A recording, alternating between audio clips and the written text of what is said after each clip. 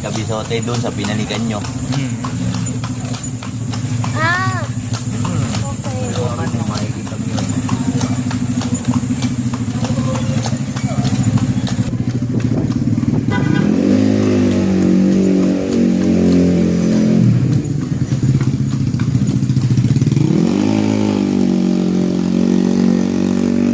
Yan kayo, Jose Laurel din yan. Dami niyang building dito. Presidente dyan ba? Alia. Old building, Herald building.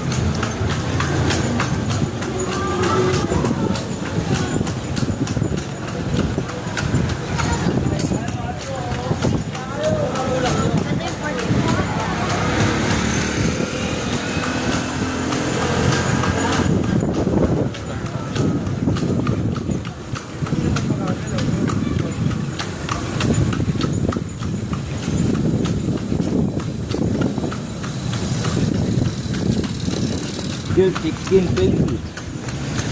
Kaya mga left po na yan. Yan po yung dati yung bahay nila King Philip tsaka ni Queen Isabel. Yan yung palasyo nila, pinaka-palasyo.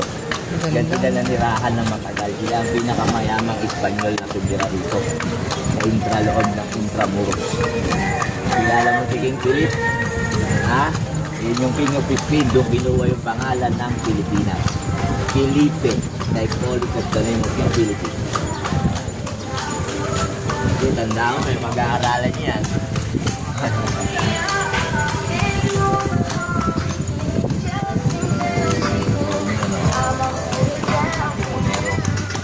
Ayan yung uniform ni Rowan Lute dati. Ito, ano to? Libingan? Ay, So, ma'am, ano po yan? tulungan ko ng mga Hapon. Diyan.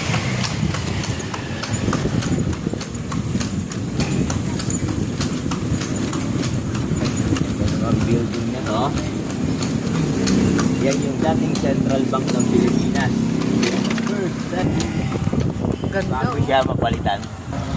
Yan ginaganap yung Kalakalang Galyon. Built 1564 and then 1960. Tingnan nga, ito malako. Lumaluwag mo. Baha. Ayaw niya marumiyan siya. Ilang taon nyo na po yung alaga? Eto ma'am, bago lang to. 2 months lang to. 2 months pa lang alaga. Mahal ba yung kamayo? Sa amin to ma'am.